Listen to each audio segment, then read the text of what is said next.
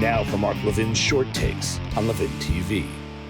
The National Institute of Allergy and Infectious Diseases, NIAID, is a massive operation. There's like 27 organizations within it that report, and it goes all the way up to the director. The director is Anthony Fauci.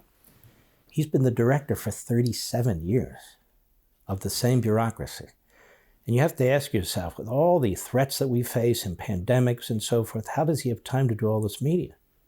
It's an amazing thing, and to me it is a disgusting thing that he goes out there and says that this virus exposed that we're a racist country. No, it exposed that we're a magnificent country, that we got through this despite his incompetence. But here's the point. They give out grants.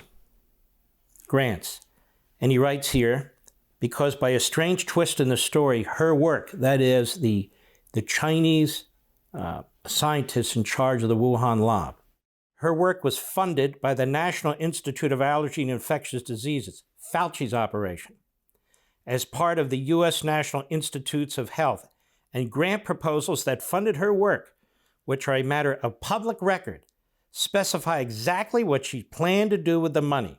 The grants were assigned to the prime contractor. Remember this guy? Dazik, and his Eco Health Alliance, who subcontracted them to Xi. That's the woman in charge of the Wuhan lab. And he provides extracts of the grants for fiscal years 2018 and 2019 to prove exactly what he's talking about. And he says Xi set out to create novel coronaviruses with the highest possible infectivity for human cells. In other words, nuclear viruses. The worst kind of viruses in terms of the reaction of a human being, should a human being get it.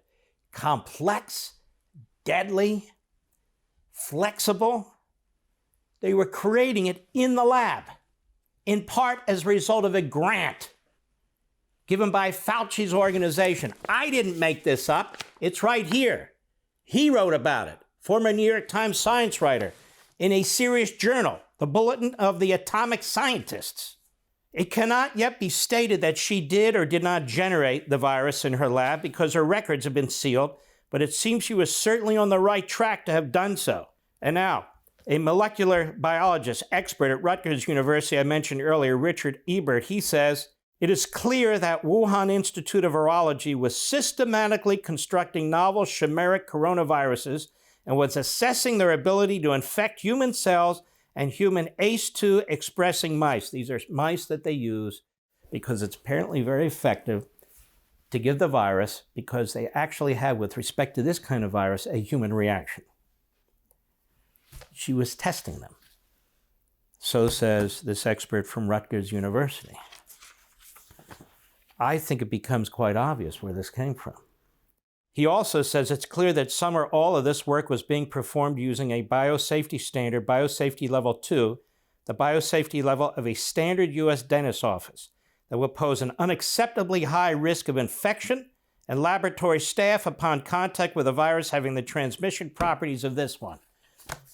A human killer virus created in a lab. They have pathetic safety standards, and we're supposed to believe this came from some wet market in China from a bat. For more, sign up for Levin TV.